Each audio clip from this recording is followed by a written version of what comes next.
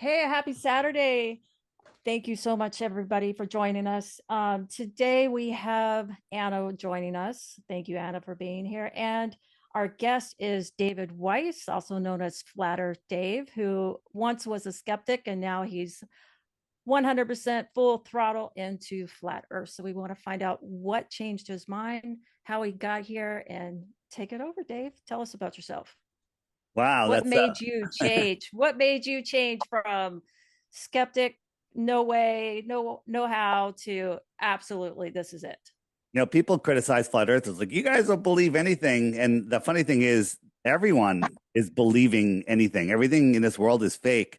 And it's only when you look and really use your God-given common senses to see that all of observable reality is that we're on a level, non-spinning, motionless plane, and that the sky, the lights in the sky, whatever they are spinning above us.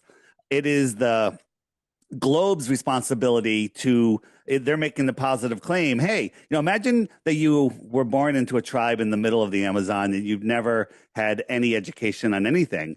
What would your experience be? Well, the earth isn't moving. Water, large bodies of water at rest lie flat.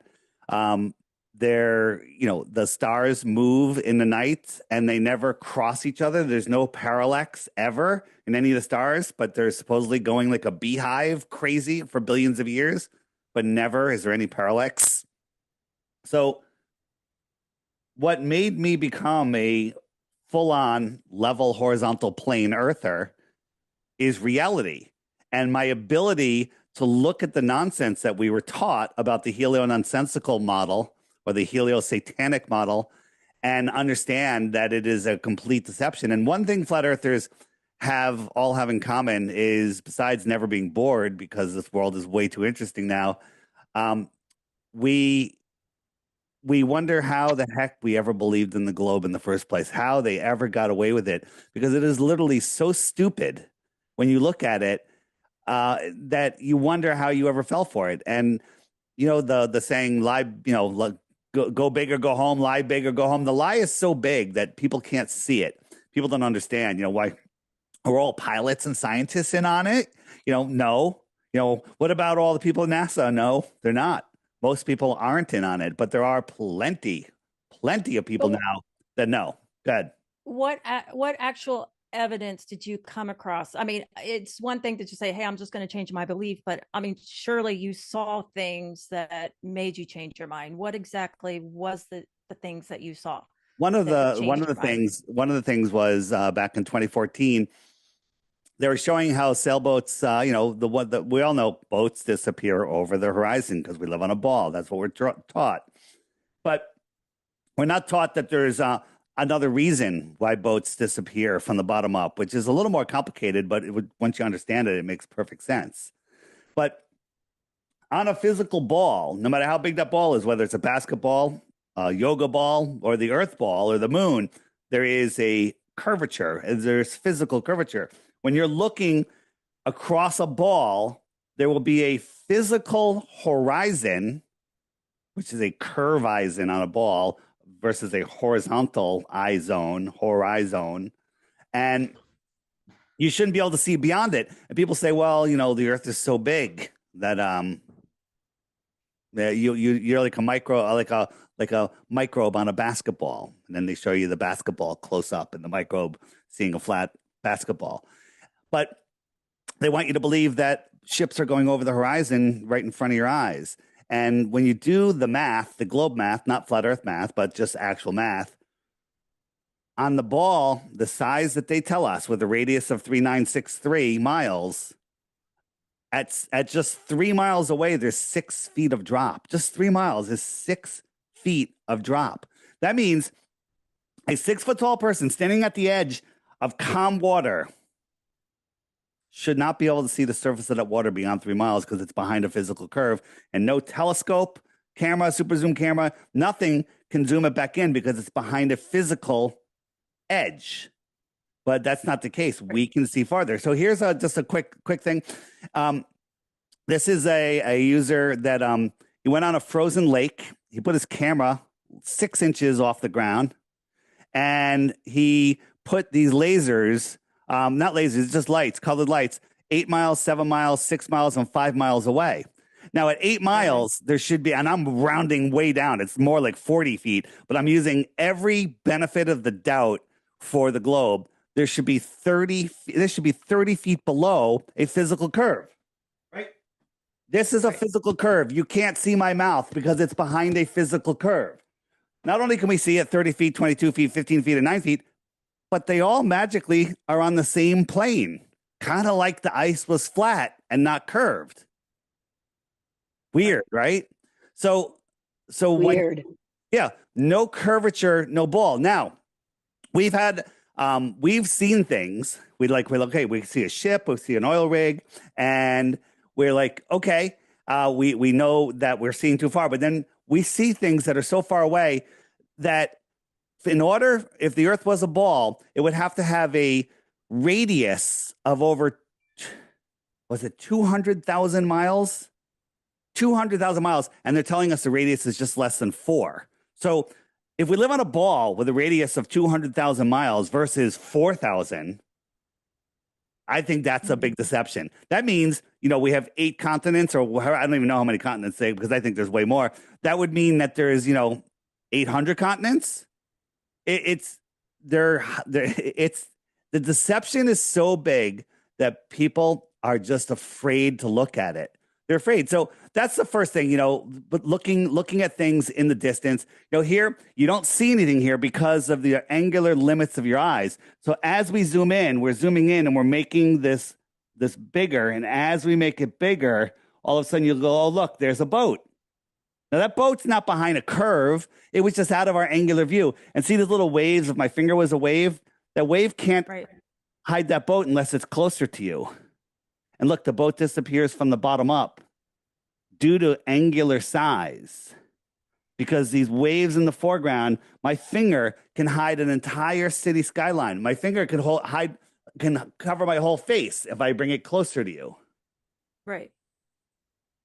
Okay. So that was the first thing. And then I was like, there's got to be something wrong with the curve calculator.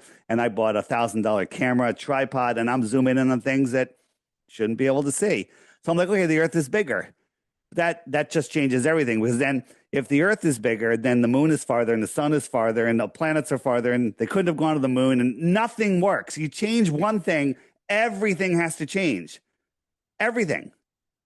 And then I started looking into astronomical distances, and they make no sense whatsoever. We're putting $80 million a day into NASA. 80 million. Let that sink in. $80 million a day to NASA. And what a day? 80 million a day. And what are they doing? Like the closest star, excluding our sun, right? They tell us our stars are suns and our sun's a small star, but we can see that our sun is actually big and stars are small, but they tell us the opposite. And the closest star is 25 trillion miles away.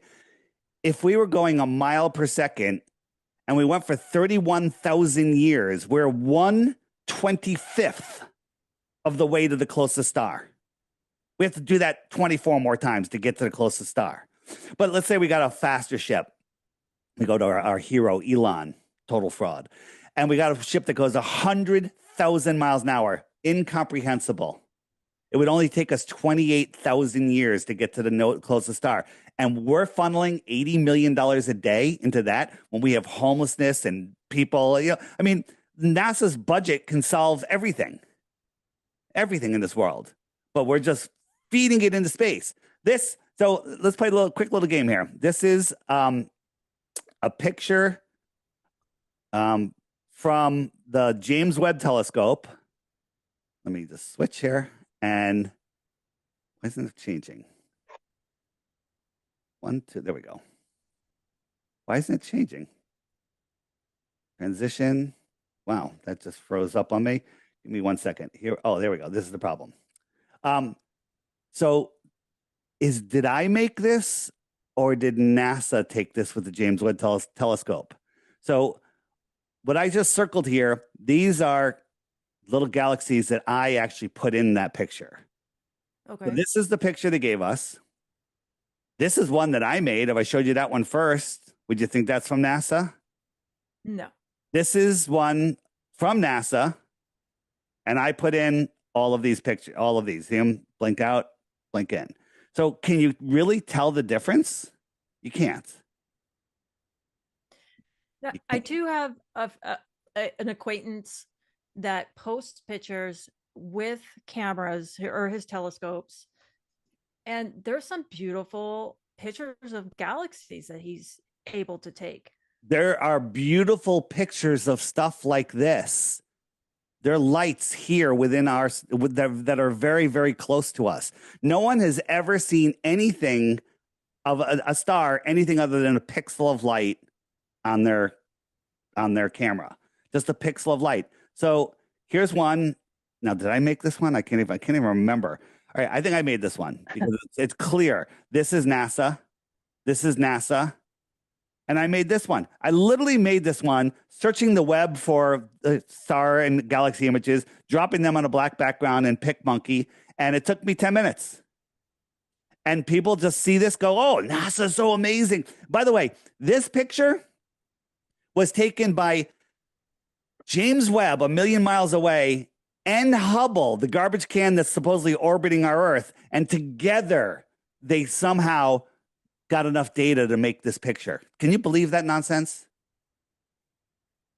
I'd like all to. those I'd like to. trillions of miles in between. Yeah, the whole James Webb thing. I mean, if you look at it, James Webb Telescope is supposedly balanced at 1,000,000 miles away from Earth, in between Sun's gravity and Earth's gravity. It's closer to Earth because we're smaller, and it found that neutrally spot where both pull on it equally, right? Which is absolutely the dumbest idea ever, because in our galaxy, in our solar system, this is what we're doing.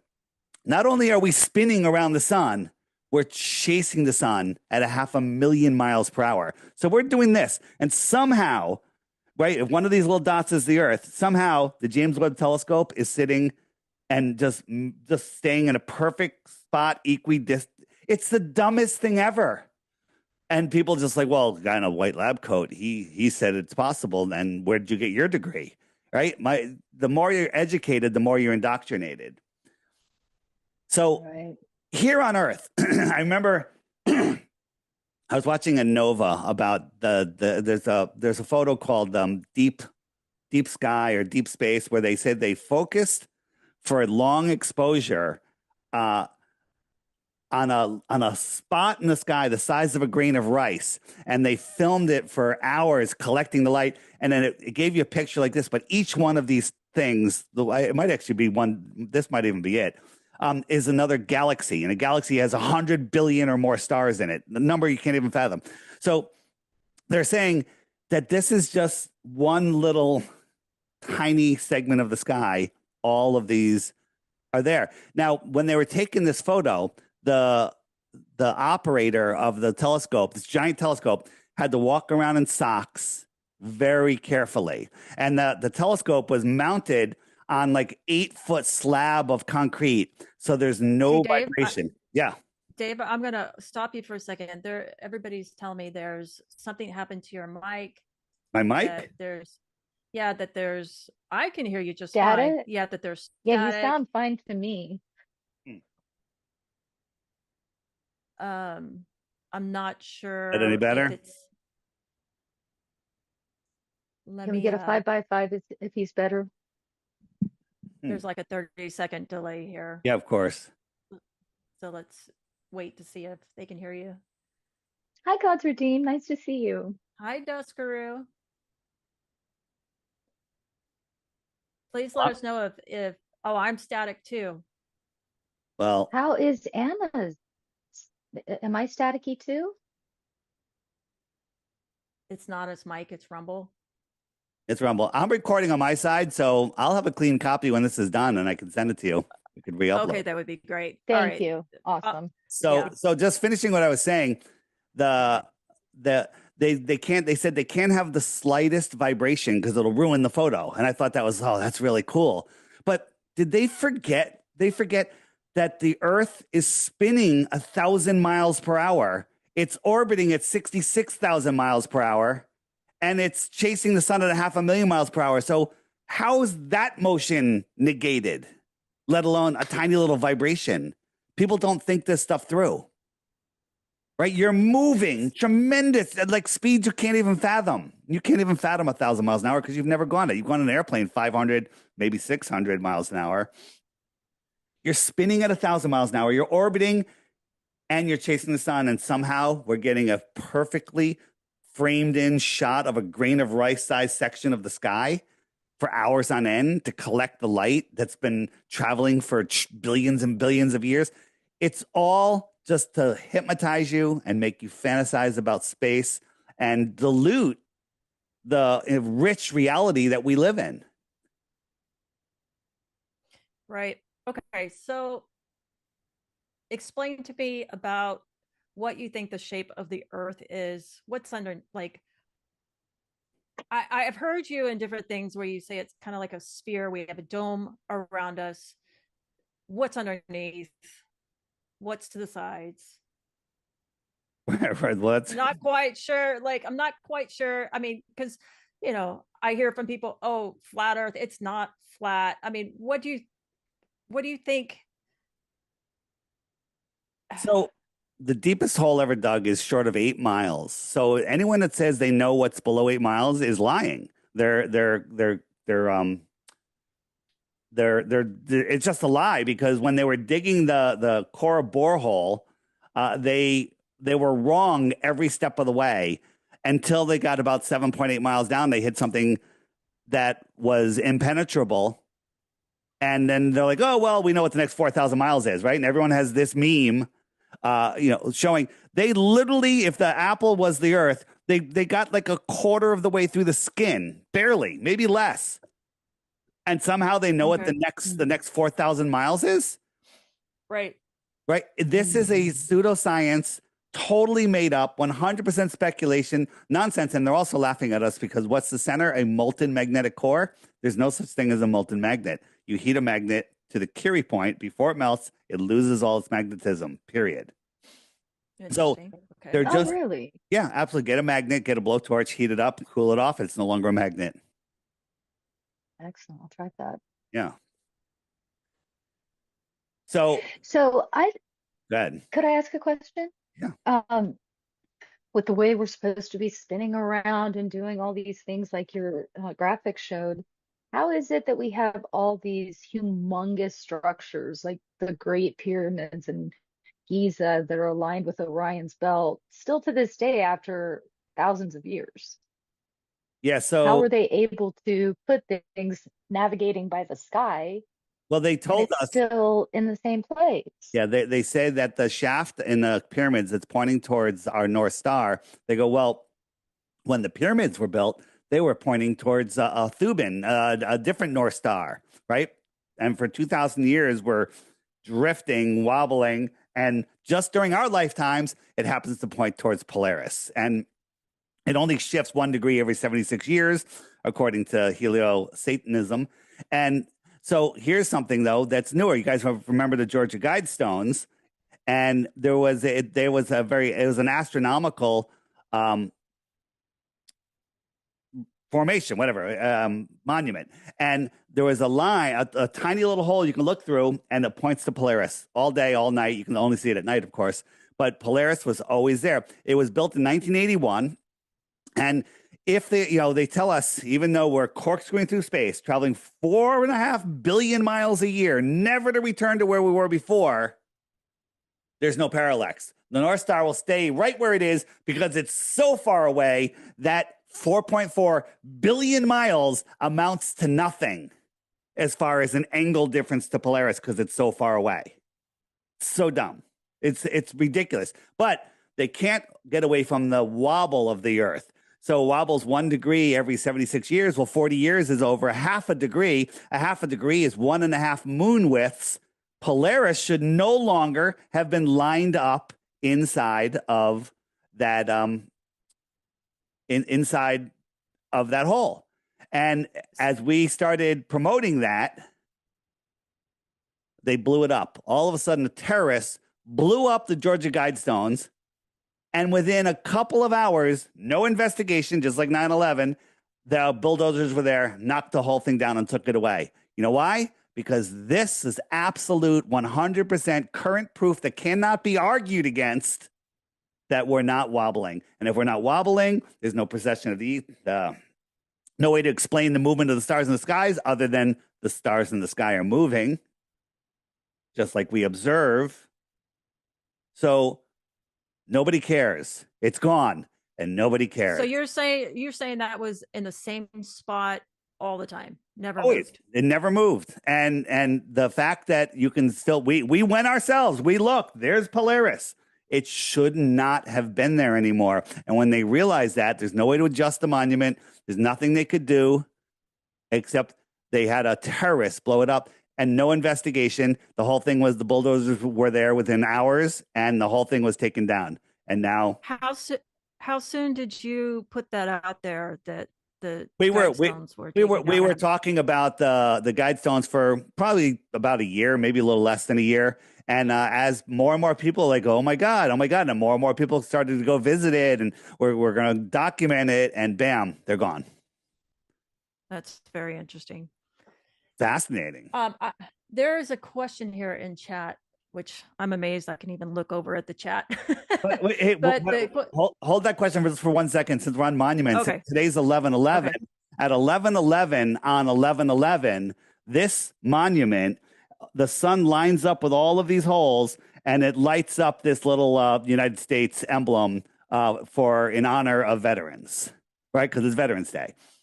Oh, wow. But how does that happen in a beehive universe? Because the sky's a perfect clock, and every year at 11:11 a.m. at 11/11, that sun will line up with there because the sky is a perfect clock. Impossible in the Helios nonsensical model. Only makes sense on a flat Earth. Go ahead. Question in the chat. Well, that's kind of off. Well, I'll just hold that question then. I'm going to hold it until we kind of talk about this.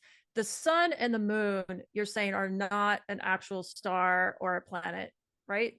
It's lights. Is that what I'm hearing from your past videos, I think? Well, here's the only truthful thing anyone could say about any of the lights in the sky is that they're lights, because nobody really knows how far they are, how big they are, or anything. And when we start looking at stars, they look completely different. Now, this is what we've all been taught stars will look like if we're traveling through space. Do you see how these stars are changing positions? This is called parallax, right? I was talking about that before. So this star crosses that one, right? There's zero parallax. Go out and take a picture of the stars tonight, and then next year, put a note in your calendar every year to take the same picture at the same time, the same night, and none of the stars will ever move, ever. They should move every day if we're spinning and corkscrewing through space. So what are the stars? And that's a great question, but they're energetic orbs. They say that, I believe that the space is water, and this is what stars really look like, and it kind of looks like water. It looks like that we're looking at these lights through water. I don't know what they are. I don't think anybody does. I do know that, like, when you try to take video and zoom in on a star, and it looks exactly like that. Yeah. This is the star Sirius. Now, this one might be a little out of focus, but even when you're out of focus, you'll start seeing these cymatic patterns that wouldn't be there. That one actually, I got another one. I think this one's clearer. Yeah, this is the star Sirius. What are we seeing? Now, if you ask me, this is just me, I'm not speaking for anyone else. I think stars are sentient. I think that's where consciousness is. I think that's where we come from. We come from the stars. That's what the liars, they're always telling us the truth, but in a different way. And, we're stardust. No, we are, that's where consciousness lies. In my opinion, okay? Other people aren't so sure of anything. Okay, say that one more time. So you're saying this is where we come from, right there? I think that the stars are sentient. I think we live in this entire, they say Mother Earth is alive. It's all alive. Everything's alive. It's all energy. We are on this plane inside of this toroidal field. And this is the only place we can exist in these physical bodies. Our non-physical self, when we depart these avatar suits, we go back up to the stars. You might want to call the stars angels. They're perfect. They don't need to move. But this is a star. This is what NASA tells us it is. And this is what we see when we look at it with our own, optics. Our consumer optics have outgrown their lies. They tell us that's Got it. 211 trillion miles away. How am I able to zoom in on it and make it bigger? 211 trillion miles. Okay. I was talking about the closest star, 25 trillion miles away, a number you can't even fathom. Right? Do you guys know how long 1 trillion seconds is, just to give you an idea what a trillion is? Have any idea? Seconds? How long? No. How long is 1 trillion seconds? If you guess it within a week, I'll give you a Bitcoin. Just take a guess. Come on, wild guess. A trillion of a second? 1 trillion seconds is how long? 24 years. 24 years. And you want to take a guess also? No, I'm good. Go ahead. It's 31,000 years. Okay. Wow. Damn. So now just think. 1 trillion seconds is 31,000 years. And that star is 211 trillion miles away. It's the dumbest thing ever, right? Light, go get a flashlight in a dark room, go to a big gym or something, some big giant dark room, and hold the flashlight an inch from the wall, a foot from the wall, nice and bright. Walk 2 feet away, 4 feet away, 8 feet away, and watch that light on the wall get dimmer and dimmer exponentially. When you're 100 yards away, you're not even going to see the light on the wall. It's going to be so spread out. And that light is going to be tiny if you're on the wall looking at it. And now go a mile and then 10 miles. And they say, well, the stars are so big. The inverse square law of light still applies no matter how big. And every time you double the distance of something, it's a quarter of the size and a quarter of the brightness, right? You wouldn't be able to see Polaris, which they tell us is, what do they say Polaris is? 433 light years away. If it was a light month away, you wouldn't be able to see it. But we can see it with our naked eye. Why is it that all the stars look like they're the same size? Some stars are a million times bigger than other stars, but they're all the same size. How come we don't look up, we don't see giant stars and smaller stars? How come they're all basically the same size? Right. How is that possible? And another thing is, why do we see planets? Let me show you something. I just filmed this the other day. Why do we see planets? Because the sun is lighting them up and that light is bouncing off of us, right? It's bouncing off of them. You with me? I'm with you. Okay. So I keep muting myself. I apologize. No problem. No problem. So here's the Earth, here's the moon, here's Venus, and here's the sun. Okay. So the sun is lighting up the backside of the moon. So I'm going to see a crescent moon from here. So let's turn the lights out. And so here I am. I'm right here. It's early in the morning, so I'm right on the day-night line. I'm looking at the moon, and it's just a very small crescent moon. Shouldn't I see a crescent Venus also? Why are our planets always full? Shouldn't I see a crescent Venus just like I see a crescent moon? And let me show you the video I took. And this was about 4 o'clock in the morning. So here's the moon, the sun. I'm looking east, right? So the sun is farther away than the moon, and Venus is closer. And there's Venus. So I'll zoom in on Venus. And Venus is supposed to be a planet reflecting sunlight. Well, first, how come we don't have a partial Venus? And what is that? Is that a dusty, dirty, gassy ball reflecting sunlight? Or is that its own light? This is its own light. And go out when you look at Jupiter. Jupiter is as bright as the sun. It's just smaller.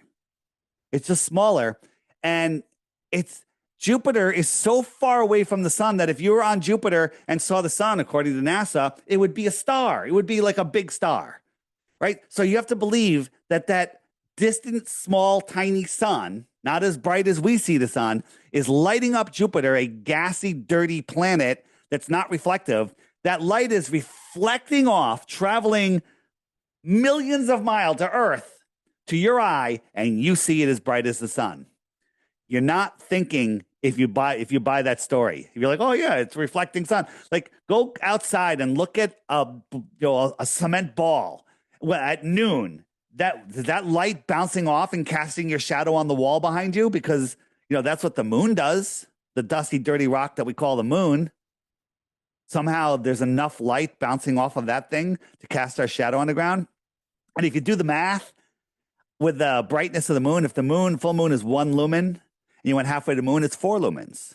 Halfway again is 16. Halfway again is 64. And by the time you were 100 miles from the moon, at the distance they tell you, it would be like 60 times brighter than the sun. You can't fathom what twice the brightness of the sun is. But looking at the helio BS model, these are the things that you have to believe, right? And the heliocentric model comes with evolution and everything. It's the dumbest thing ever. Okay, so before I lose this question in the chat, I have to go back. Earlier, somebody asked, how did the Japanese attack Pearl Harbor, fly over the North Pole and across Canada? Yeah, so these are people that are as I'm trying to multitask here. Hold on a second. These are people that are just looking at things online and looking for reasons to deny the Earth. So let me just show you deny the flat Earth. It's so simple when you see it. Oh, I know where it is. It's under maps. Here we go. Take your time. Yeah. No problem. I have so many things. I just try to remember where everything is all at once, and it doesn't always go. So this is, they want you to believe. Well, I'm not even show you whoops, that's not what I want to show you. Let's get rid of that. Okay. So here's the flat Earth map. Here's Japan, and there's Hawaii. What's wrong with that? But they show you a Mercator map where you have to go all the way around the world. You're not thinking. Anyone that fell for that, you're not thinking. It's right there. It couldn't be a clear flight. Which map is this? This is the Gleason's map. This is the map that's used for all autopilots use it. This is the map that they use for navigation. This is the map that was in every library and every school book up into the 1950s, and then it was removed. This is the map that is used for everything from war to travel. Because I believe somebody had pulled up a Gleason map and it wasn't like this. Well, a little bit different. This is the actual Gleason's map. Okay, and how do we find that?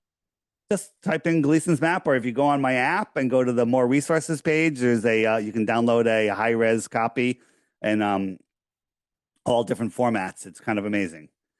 Speaking of your app, before I forget, you don't have a desktop app, do you? No, For those of us who have a hard time seeing on the little tiny phone. Well, it's a mobile app. It works on iPads and tablets, and eventually it'll be on the computer. But that takes a lot more money and a lot more time, and I'm doing the best I can. Got it. Okay, just had to ask. Yeah, no problem. But you can pull up the videos there and then just transfer them to your computer or your smart TV, whatever, because they go into your YouTube history, and then just go there and you can find them. So that's a good workaround. Another question that had come up is, if Antarctica is such off limits where nobody could go, why are you able to book a tour there? Yeah, so these are great questions.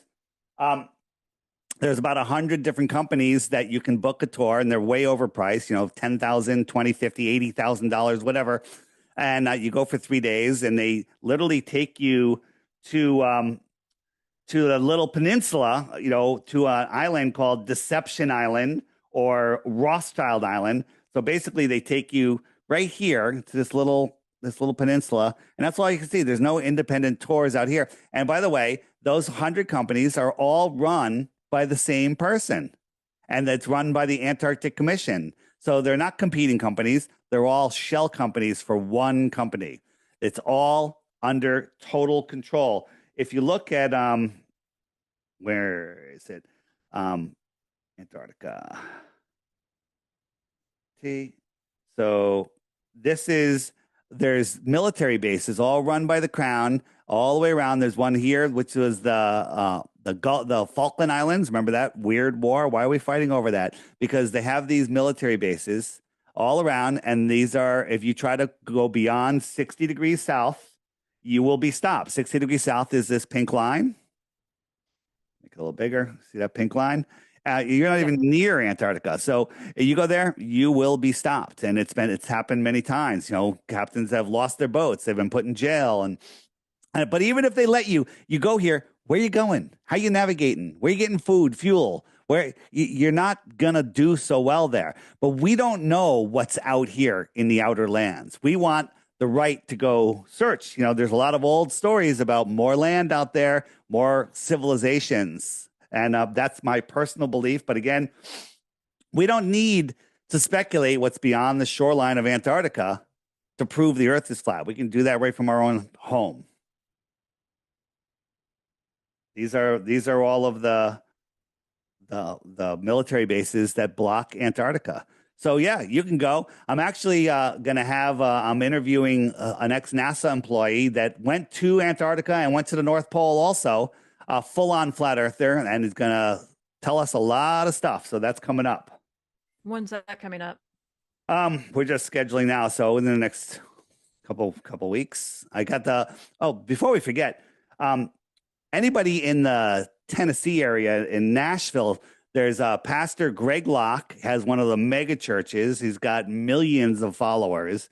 And he had a flat earth meltdown in his church because many of his patricianers were saying earth is flat. And he's like, no, it's not. And so he had a meltdown. And then he made a challenge to Pastor Dean Odell. And they're going to do it live on his platform December 2nd. It's open. Anyone can come and go. You don't have to buy a ticket or anything. And it's going to be streamed to millions and millions of people. And he says he's going to shut the flat earth down with just one verse from the Bible. He's not going to, it's going to be amazing. And I'm going, and anybody that wants to go, if you're on the app, go into the messaging section, and there's a group called Greg Locke, Dean Odell Debate. Join that, because we're going to have a meetup the day of, and that'll be how we're going to coordinate, because it's going to kind of be like a last minute thing. So anybody that wants to go, that's going to be in the area, join that group, Greg Locke, Dean Odell Debate on the app. When you say he's going to shut down flat Earth, are you saying he's disproving the theory that it's flat? he thinks that the Bible says that the Earth is a globe, and we're baffled. Everything in the Bible points to flat Earth. I was going to bring up that same question, because in the Bible it does very much describe a plane, a filament, waters above, waters below. They met, 100%. great Yep. deluge. And then there's the book of Enoch, which really describes everything we need to know about our realm. Yeah. Have you read the book of Enoch? I haven't personally read it, but I've heard a lot of people talk about it, and absolutely. I mean, it almost it describes without question everything of it is, and it all goes back to it not being a globe. Here's the thing. The controllers of this world don't want people knowing there's a God. They want doubt. So they're hiding that, because you can't control people that have a connection to God. We come here with natural rights. We have free will. We have God-given natural rights, whatever you want to call it. And they can't take that away from us, because we're here. Nature is real. You can't change nature, although they're trying. And so they created a fake world, and then they're letting us participate in it from birth. Sign a birth certificate that goes to the globe, and they have you basically registering for their fake world. And you know the whole thing with where I'm not David Weiss. I'm a living man, and that David Weiss is my straw man. And if I play in their world, then they control me. If you invent it, If you created it, you control it. So they created this fake world and everyone's playing along. And basically they throw it out there, and unless you say no, you're agreeing.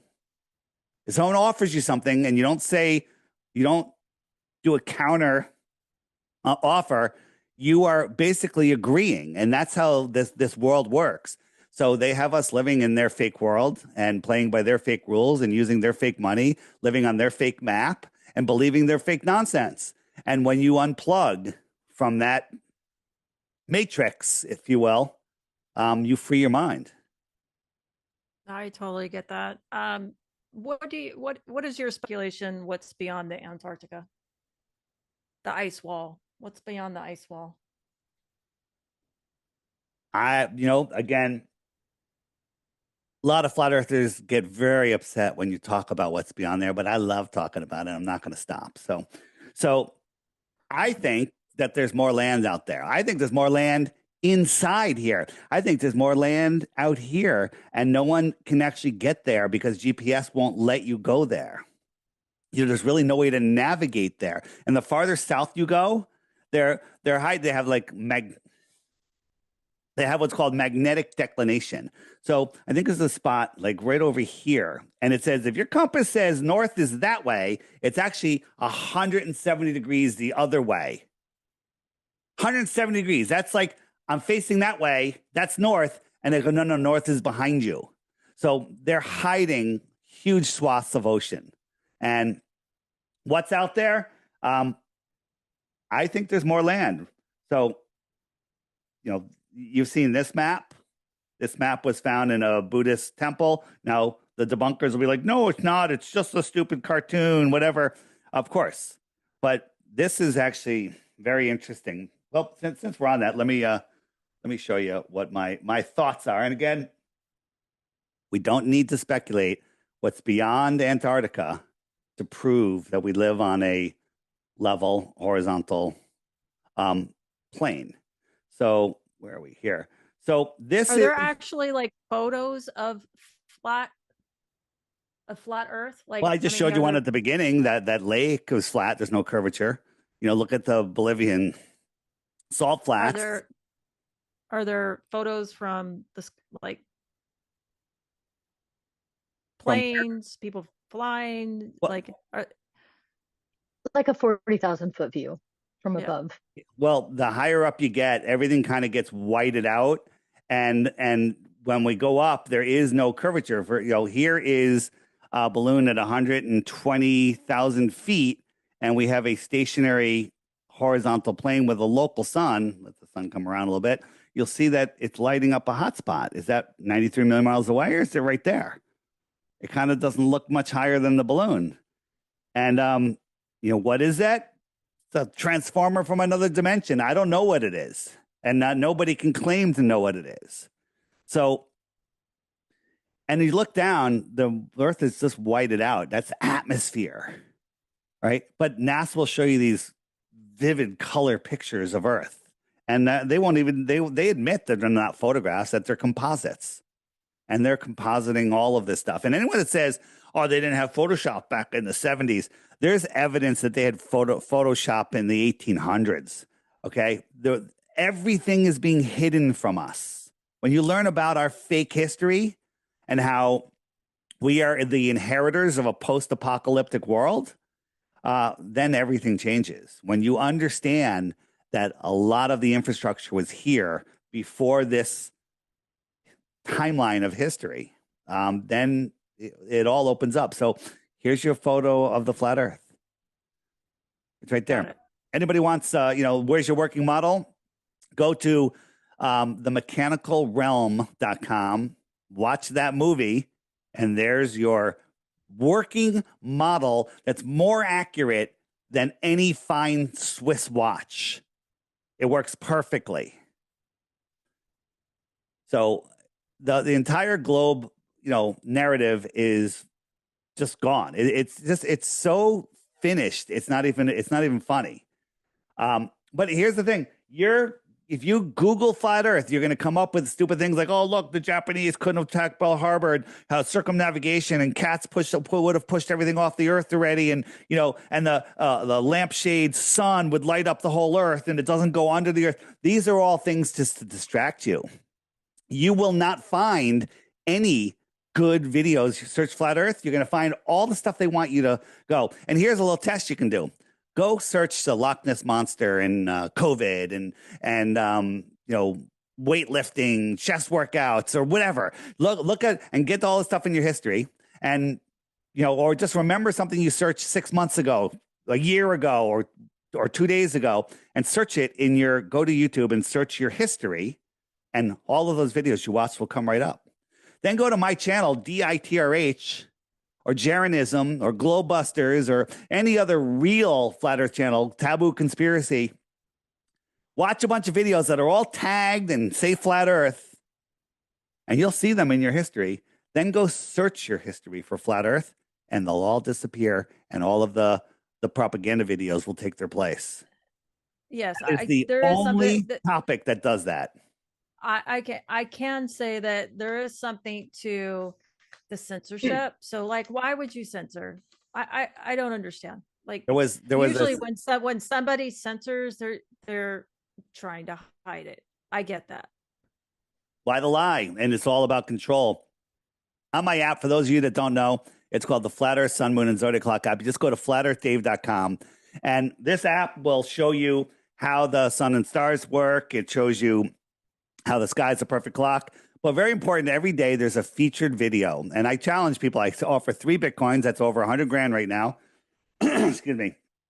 And all you got to do is watch the featured video each day while you're having your breakfast for 2 weeks. At the end of that 2 weeks, if you think you have a globe proof, send it to me and you win 3 Bitcoins. But before you waste my time and your time, hit the question mark button, and up come the frequently asked questions.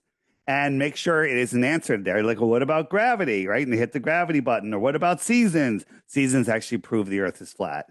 What about eclipses? And that's a big one. And we can show you what's not causing the eclipse. We can show you that a lunar eclipse is not caused by the Earth casting shadow on there. So we've falsified it, and falsification is independent of replacement, right? If I show you. If I said, Anna, you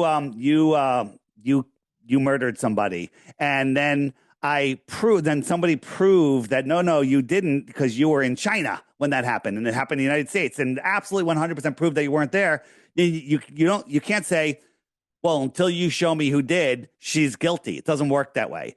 We can show you that the Earth does not cast a shadow on the moon. It's impossible in many ways, many reasons.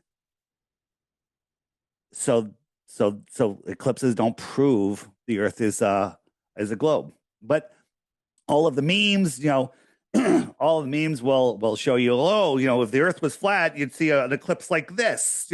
They want you laughing at flat Earth.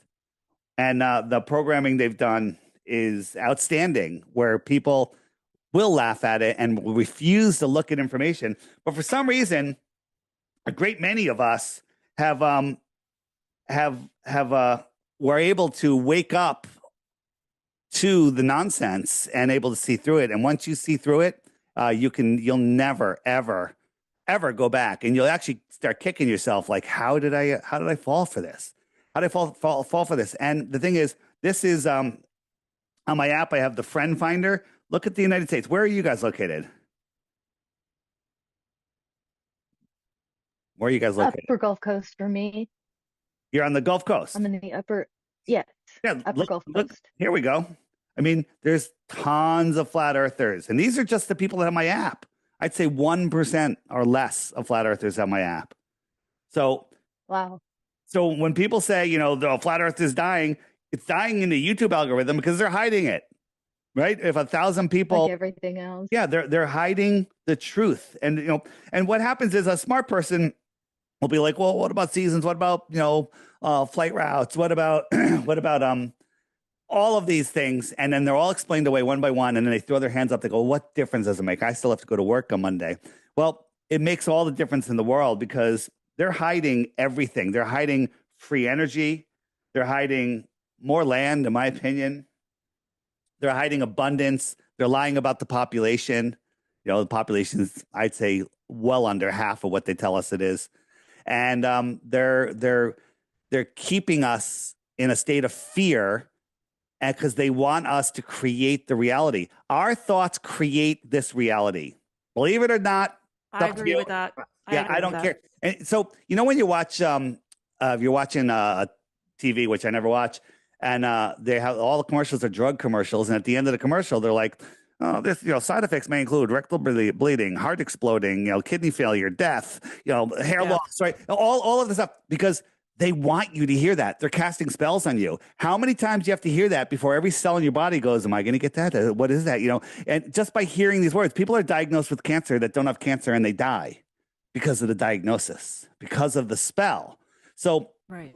All of this negativity, all of this fear, you know, nuclear bombs, right? They want us afraid of nuclear bombs. Guess what? You're not going to like this. Nuclear bombs don't exist. What about Hiroshima and Nagasaki? For those of you that don't know, go to Crow 777 Radio, CRROW 777 Radio, and find the 2 episodes on the nuke hoax. I think it's episode 35 and 400. And listen to them, and then you'll know. I'll have to check that I thought we out. dropped atomic bombs in Japan. In Hiroshima and Nagasaki, but there's video of Army guys stacking TNT at ground zero prior to the bomb. There's video of you know, there's after the bombs went off, there's only one government reporter that was allowed to take pictures and write articles. Anyone else that did was put in jail. It's only one guy that controlled the information. 3 days later, after a nuclear bomb went off, 2 of them, the trains were running, the flower shops were open, the delis were open, and people were back to work. Does that sound like a nuclear bomb? It was a firebomb. That's it. Nuclear bombs don't exist. Now, the dirty bombs, yeah, maybe there's you know, there's all sorts of ways. You know, we're seeing what's going on with, you know, directed energy stuff now, if anyone's paying attention. Nuclear bombs don't exist. So now, if you're watching the news and they're like, "Oh, this is escalating and Putin might drop a nuclear bomb," you could laugh, because before you knew, once you know nuclear bombs don't exist, if you don't know, every cell in your body, when you hear, you know, it could get, you know, escalate to nuclear, every cell in your body is now at dis-ease. And that's what they want. And dis-ease. Yeah. Yes. And so that, whether you, even if you're just listening to it out of one ear, you know, you're like, "Oh, there's nothing I could do about it." Still, every cell in your body is now afraid, is not at ease, is at dis-ease. And this is how they can control you. What about nuclear energy? Nuclear energy is just a high-tech way of boiling water. Plutonium boils water, and it makes steam, and it turns pistons. Okay. What about old world technology where they're pulling energy out of the air? I have I just ordered a spool of really thin copper wire, like thread thickness. And if you tie it to your drone and send it way up in the air, you don't want to touch it because you get electrocuted. There's so much energy in the air if it's not grounded. So, and I'm afraid to, I have to find somebody like, "Hey," I got to find somebody like, hey, grab that wire for me. I can't, I'm controlling. I gotta find somebody. Hey, come here, you. I want to tase you. Yeah. So that's funny. I find it ironic that when they say extraterrestrial, extra means more and terra means Earth. Yeah. So the wordplay is very funny too. Have you guys seen my stuff on Kiribati? I know I'm saying it wrong. I'll show you real quick. Okay. So this is, you can go on and you can track ships all over the world. It shows you all the ships. You click on it, gives you all the information. But we found a ship that was 730 miles inside of Antarctica. How does that make any sense? And at that distance, it's almost 2 miles above sea level. How does a ship go all the way in there? Like, is it a ravine that opened up? So it's got walls 2 miles high? That's crazy. A canyon? So what was the name of that site?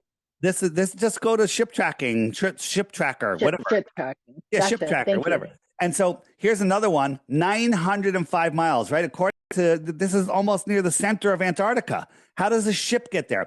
So one of them, we clicked on it and it said this ship was, I hope I get the numbers right. I think it's 850 meters long, which is gigantic, and 80 meters wide. Okay. So what is that ship doing out there? And when we clicked it, it said that it didn't give us any information where it was going, anything. It just said it's registered on the island of Kiribati. Okay. So what if the world was set up like this and that ship was going out here? Well, this would look like it's in the middle of Antarctica because this is all wrapped around a ball. All of this is hidden when you're on a ball, and it's out here in a trade route. So let's show you where Kiribati is, in the middle of the South Pacific. It's a tiny little sandbar.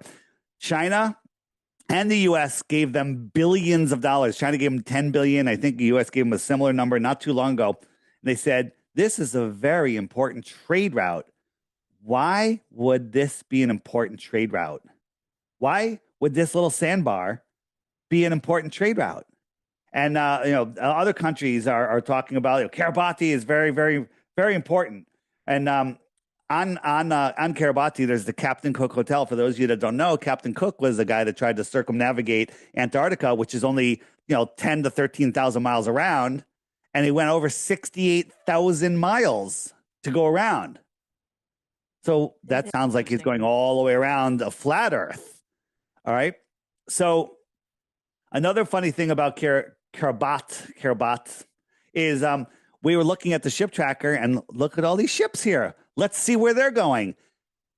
Destination unknown, or Christmas Island. All of them were either unknown or Christmas Island. What's going on there? What are they trading? What if it is a trade route? What is Christmas Island? I don't know. When you look at the whole Christmas satanic thing and children, maybe they're trafficking children. I don't know. If this is where Kiribati is, maybe they're going out here and it is an important trade route. Maybe they're getting computer chips or tuna fish or children or weapons or food, whatever. And there could be a trade route here. There could be another one here. There could be another one here. We don't know because you'd have never heard about Kiribati until today. And there's crazier things about Kiribati. You know what? Somebody told me how to spell it, to pronounce it, and I forgot. So if you're listening, sorry. So on a ball, time zones, right? We're spinning. So time zones are lines from the North Pole to the South Pole. There's 24 of them, like sections in an orange, right? And as you spin, if the camera's the sun, you have your time zones. And so they should all be straight lines. But what's up with this line here? No one's ever like, what is going on with that line? So we take a closer look at that one. This goes across like 3.5 time zones here. Why? Why doesn't it just come straight down? If we're on a ball, what is being hidden here? And what's right in the weirdest spot ever? Kiribati. Interesting. Weird. Yeah, interesting. Doesn't prove anything. That's fascinating. Yeah, doesn't prove anything. And so when what I just to give you a good visual, this is what I call how would you know? All right. So let's say, where is it? Get rid of that. So let's say we have a map of the world and we draw this circle right here. All right. And say there's no communications with the rest of the world. This is, our old history. No phone, no internet, no airplanes. You can go on a boat. And they say, you know what we're going to do? We're going to tell people this is all that there is. We're going to wrap it around a ball. We're going to tell them this is where you live. And you can't explore this white spot because there's penguins there. We don't want to disturb their migratory route. So if you go in a boat and try to go off of America, they're going to stop you. Go, no, you can't go here. These are restricted waters. Or if you go down to South America, you're going to go and there's going to be a giant wall that Trump put up. And they're going to be like, no, you can't go on the other side of this wall because, whatever. And so this is your whole world. So what if, now I like this. A lot of people hate this map. I love this map. Okay. There's a book called The Navigator Across the Ice Wall. Fascinating. Even if you just want to say it's fiction, feel free. So what if we lived right here? Here we are. Here's America, South America, Africa, Australia. And we lived here, and there's extra land, extra territory, extraterrestrials around here. This is just our pond. And what if the controllers did the same thing? They cut it out, they wrapped it around, and they said, no one is allowed to explore this white area. And guess what? No one's ever gone from here to there. No one's ever done that. Wait a minute. There's people that explored Antarctica. Yeah, there's people that have come down here. They've gone here, and then they go right over here, and then they go back up. Or they say, oh, I went to the North Pole, and then I turned around and came back. Yeah, you can go out here and then turn around and come back. You just can't go over because that is out there. So if you went out, you're not going to pop up over here. You're just going to go out here. So what is the purpose of this?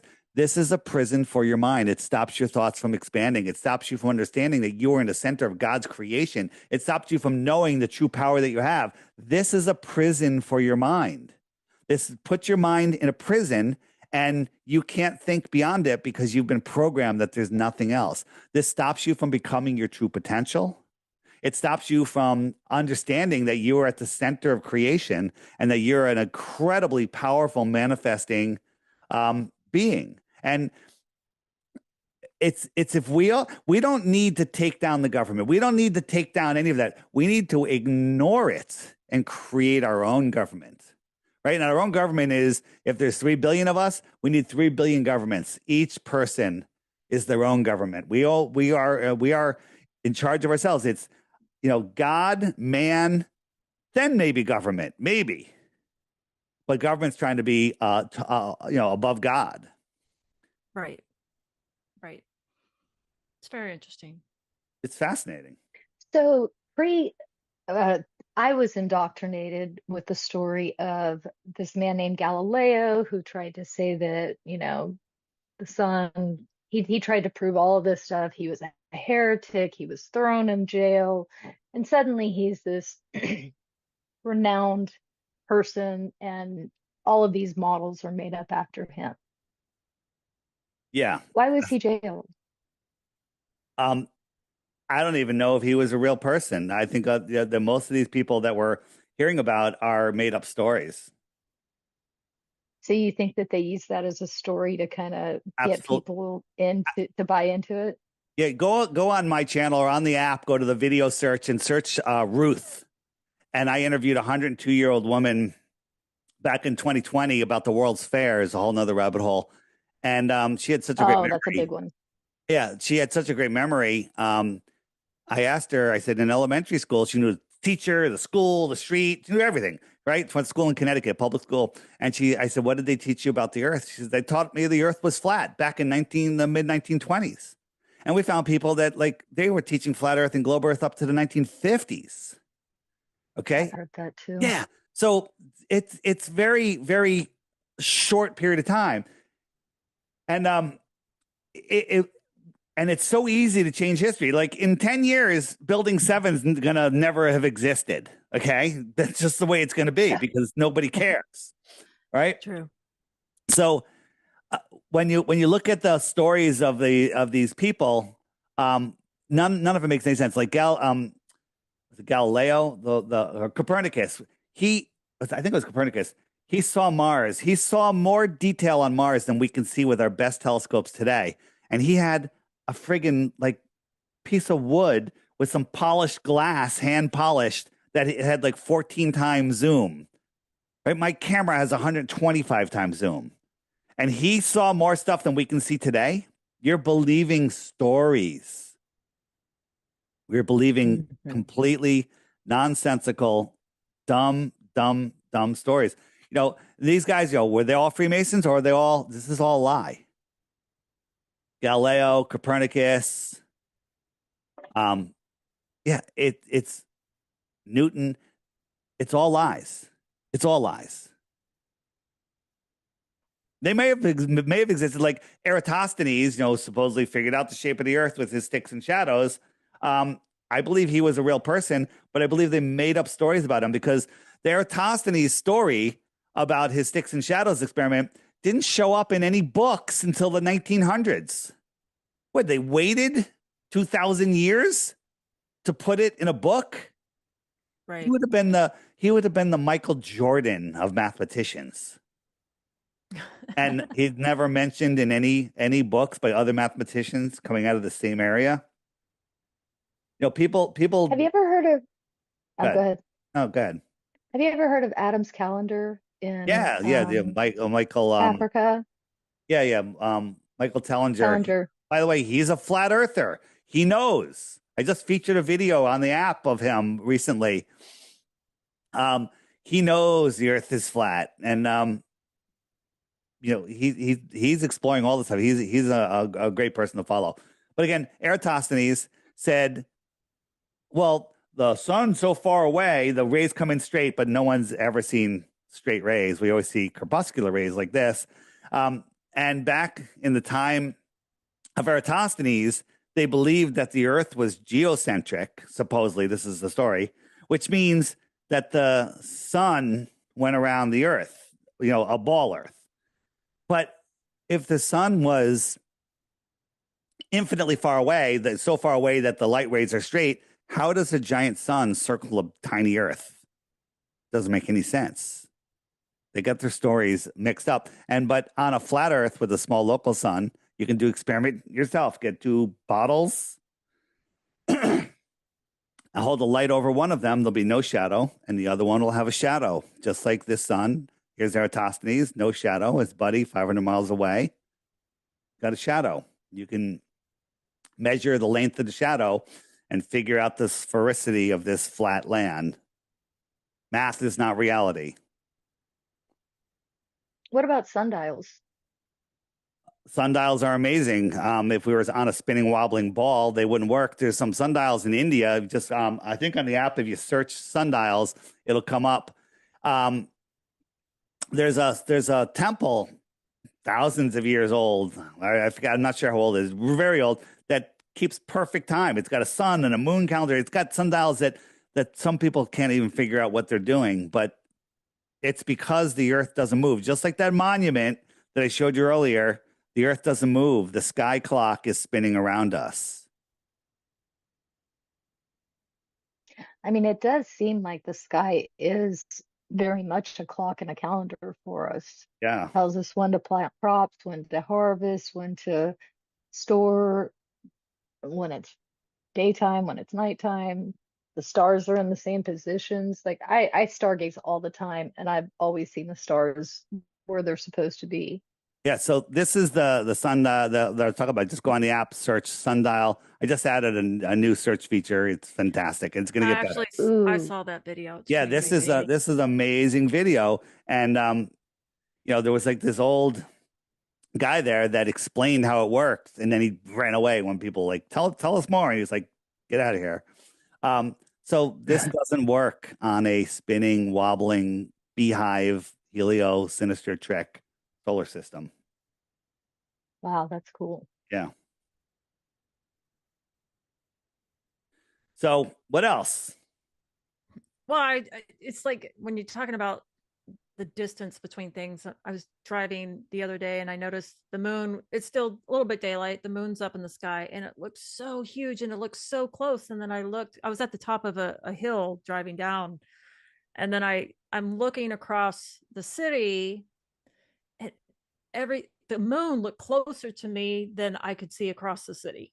It was trippy. I was like, man, I feel like I could just touch it. I say that often when I see the moon. I'm like, what's closer, the moon or our house, which is 5 miles away? And I think that the moon that we see is very close. I don't think it's a physical object. And I think it's like a rainbow. People see it in different positions. It depends on your position. I think that the real source of the sun and the moon are within or above the firmament, and that we're seeing a projection of their light, their focused energy. I have on my DITRH channel, one of my recent videos, 1 or 2 or 3 videos ago, It's about the solar eclipse. Watch that, and you'll see how a solar eclipse actually works. And I made a model, and it actually works. And I'm waiting for somebody to come up with something better. Got it. Do you have any questions, Anna? I was wondering, do you think anyone's actually been able to penetrate the firmament? Well, Hillary Clinton says she's trying, in her concession speech, she goes, "We hit that high, hard glass ceiling. There's 1,000 Yeah. threats."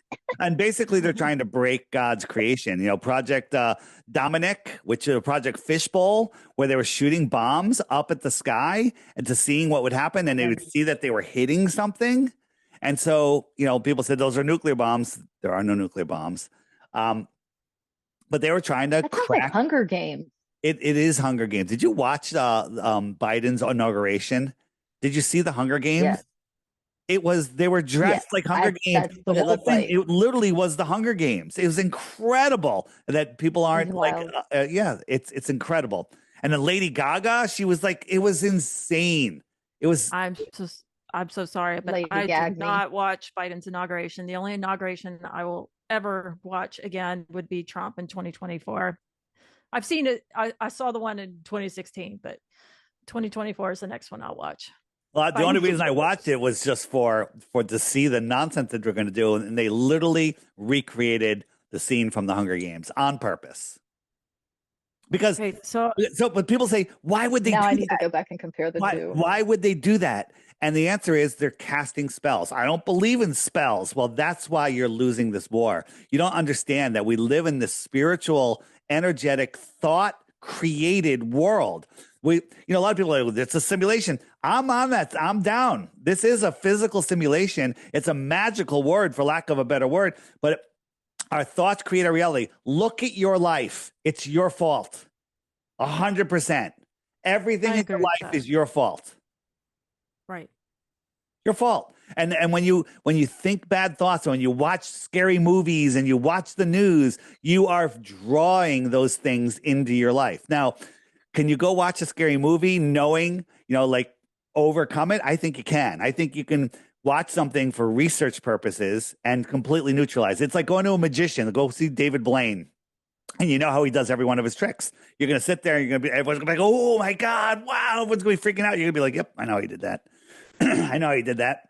And when you expose the man behind the curtain, it no longer has any power over you. So that's what this is all about. It's exposing the man behind the curtain and taking your power back. And it's easier said than done. I'm looking at the comments. It's easier done than said. It's easier said than done. I'm saying that wrong. So when you say it's hard, it's hard. Yeah, it's hard because you said it's hard. It's really too hard. Then it is too hard. It's just you have to put your mind in that place where you already have it, and your feeling will bring it into existence. Correct. Yes. Like energy brings like energy. That's right. Yeah. And they always push fear because false evidence appearing reality makes us disassociate from true reality, right? Yeah. So in the comments, someone says Tower of Babel. Doesn't work on a flat Earth. Doesn't work on a ball Earth. Sorry about that.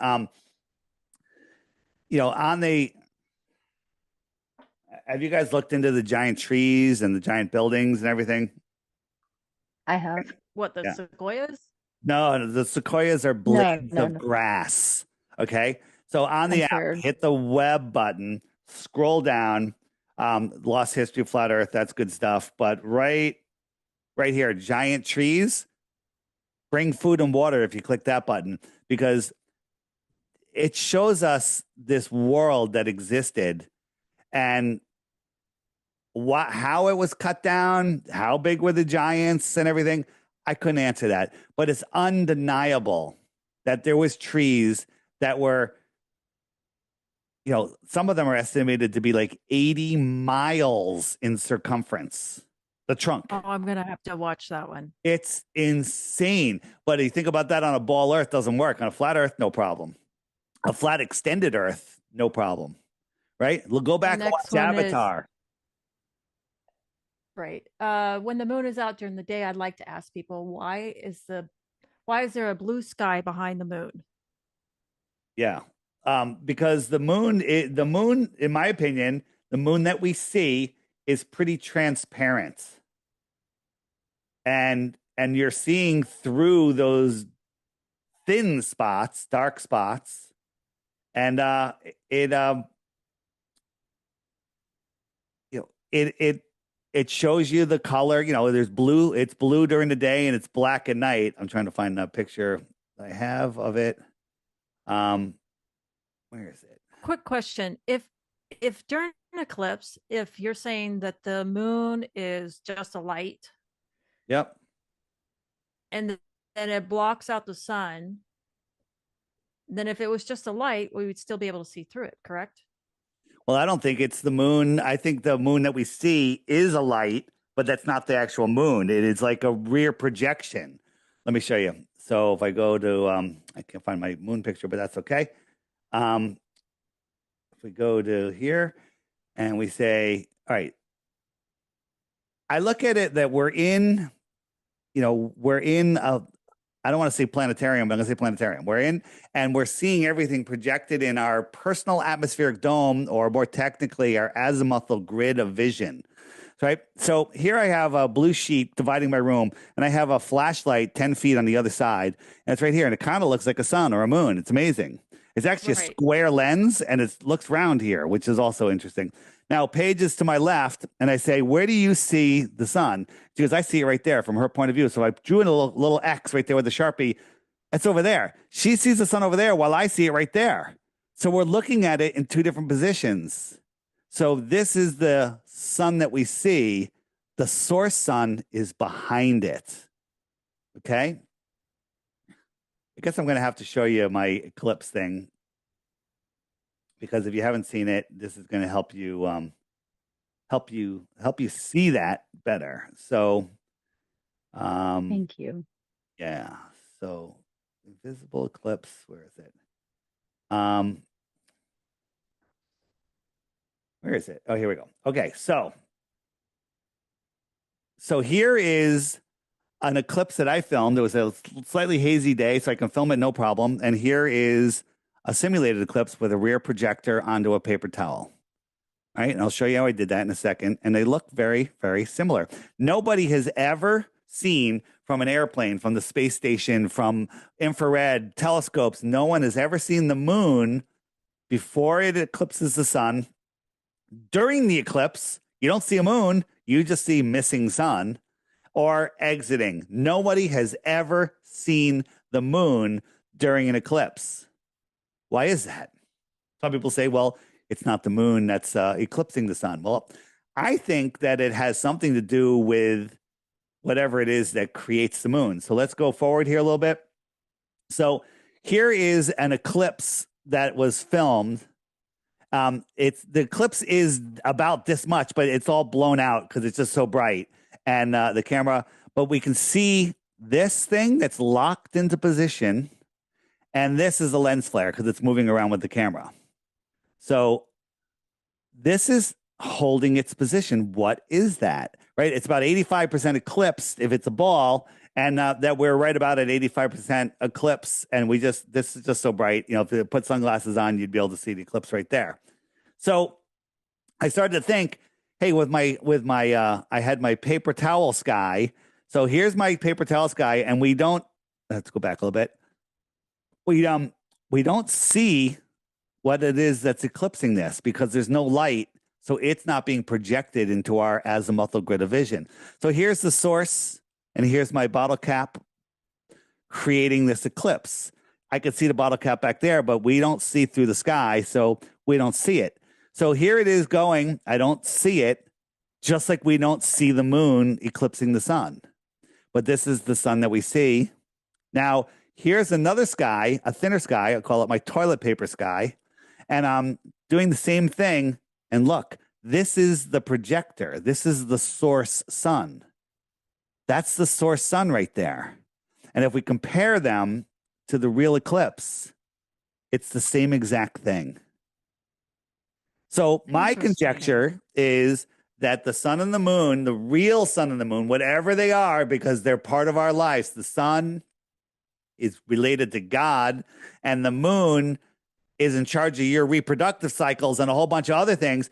They're not just rocks and gases. So they're within the firmament, in the heavens above, and we're seeing them projected into our reality. Okay. Somebody had a question. How do satellites stay afloat? Satellites don't stay afloat. They actually do, because they stay afloat with helium.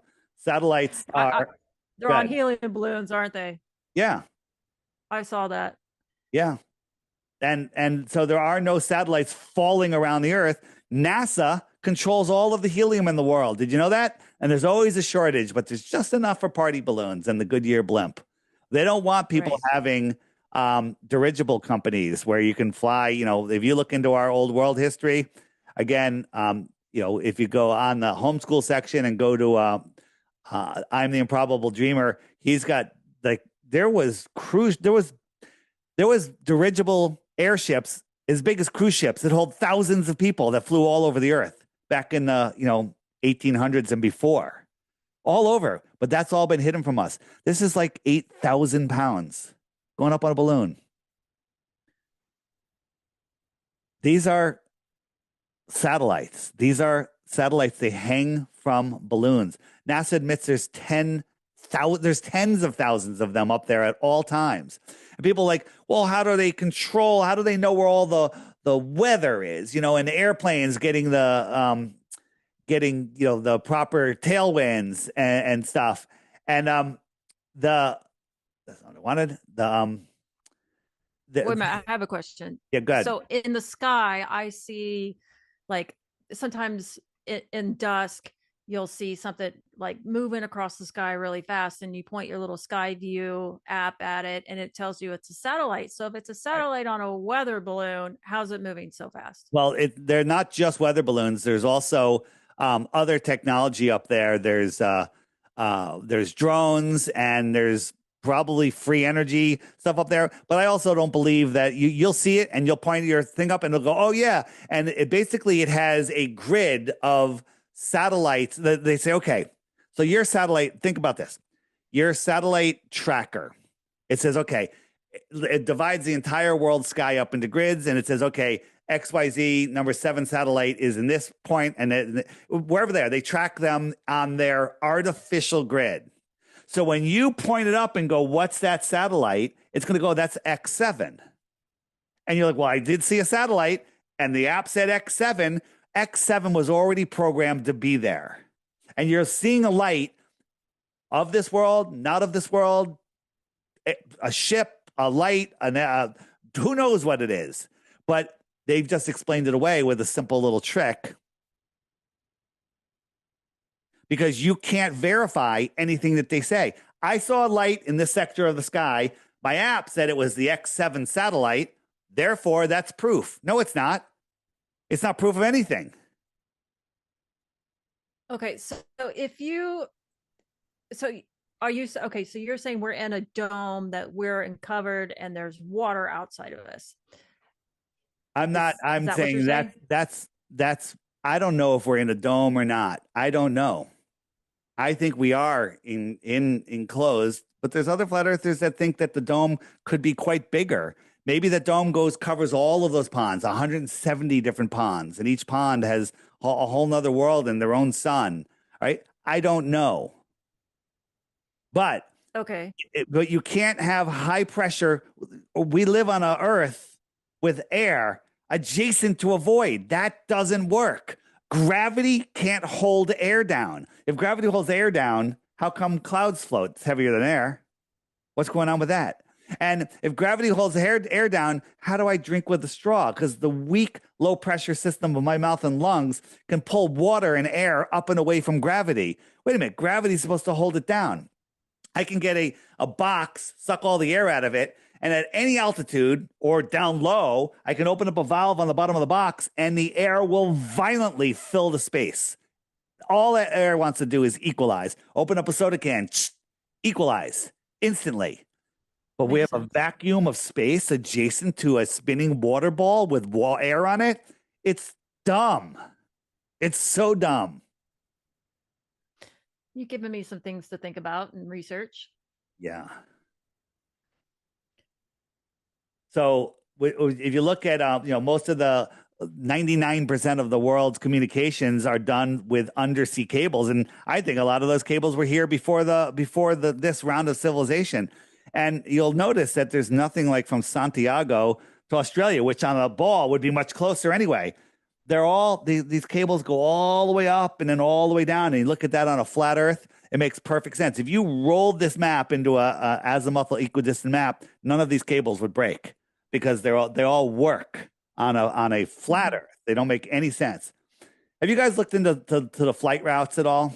Have you gone down that road? Briefly. I have. Yeah. So But again, I don't know about if everybody in the chat has. So here, I'll make this a little bigger. I'll just do a couple. So let's just do southern flight routes. So I'll just hit a couple. This is a favorite one of mine. So this one here, this flight's going from Hong Kong to, it landed in Germany, but it was supposed to go a little farther to the UK. A 12-hour flight, 4 hours into the flight, a mother dies suddenly. Weird these days, huh? And she's sitting with her husband and her little children. She's dead. Pilot's got to land a flight, right? He flew for 8 more hours, right? Didn't stop anywhere along that route. Didn't stop at all. And then finally stopped in Germany. I'm like, why don't you just fly another hour or two to get them home? Why are you stopping in Germany at this point? The kids sat next to their dead mother for 8 hours. I mean, you could have, imagine sitting next to your dead mother for 8 hours as a kid or an adult.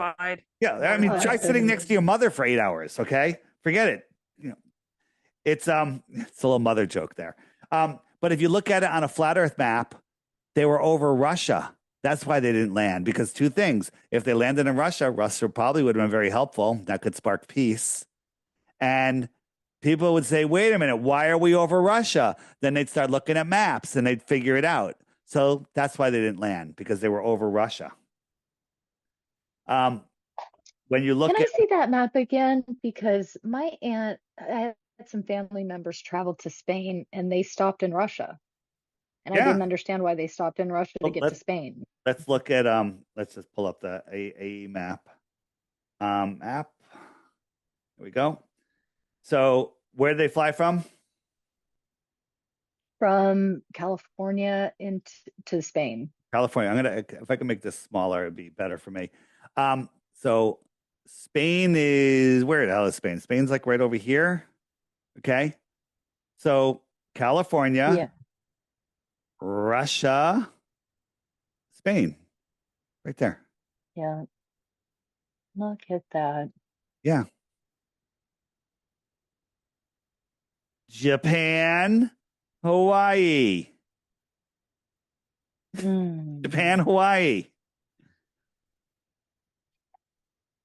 Now, the big argument people have is, what about Santiago to Australia? It's too far. They do it in 14 hours. Well, there's wind currents that circle around here, 200-300-mile-an-hour winds.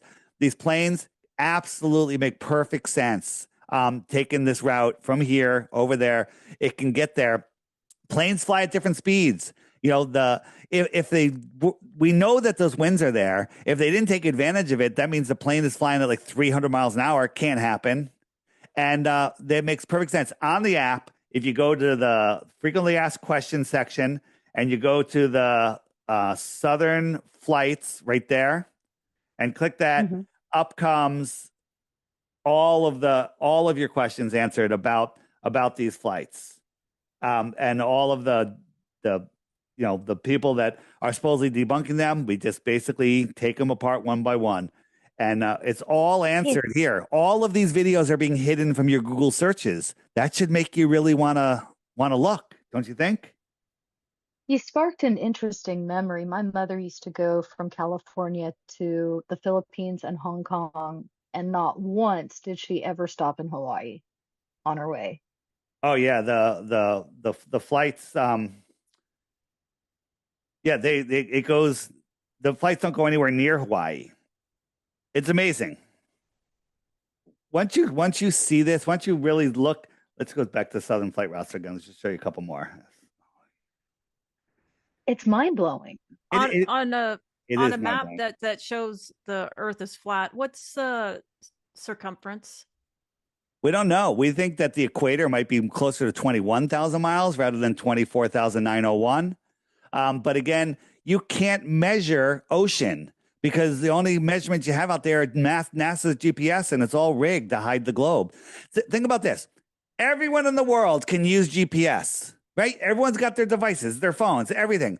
But the GPS code is closed source. Nobody can see it because if we could actually see it, we can see what they did and we could actually verify the flat Earth map. So why is NASA receiving so much money per day? Because it's all about keeping everybody lost in space. It's about keeping you diluting your true God created reality. And when you want to dilute something, what do? You pour it into a bigger container, like infinite space.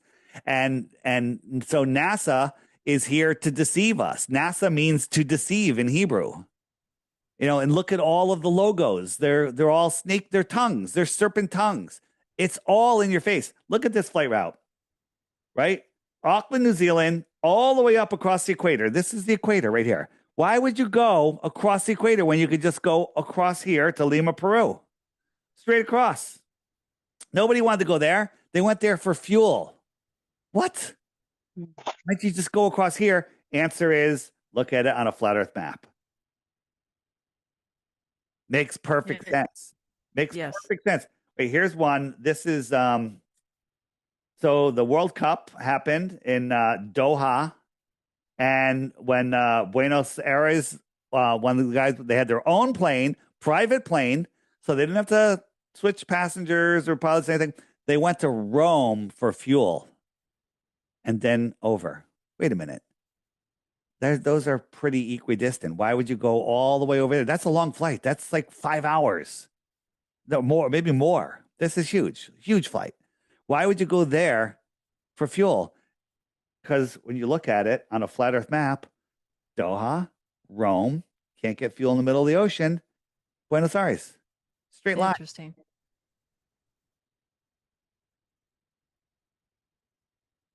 Yeah. On my channel, DITRH, I have all short videos. For those of you that are doubting this, just go watch my short videos. And I have one. There's a woman named Laura Nina. She did a Why the Lie speech that is phenomenal. Go watch that. It's like, I think it's my the first or second video, latest video. Just go watch that. DITRH stands for Deep Inside the Rabbit Hole.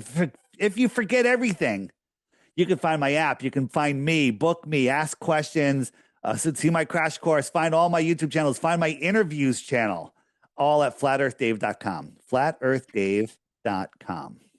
Thank you, Dave. I do have that app. I just need to figure out, I need to load it onto my iPad so I can't see it on my phone. Okay, well, load it on your iPad and use the same login. Well, use a different, no. Don't use the same login for the friend finder on two devices because they'll cancel each other out.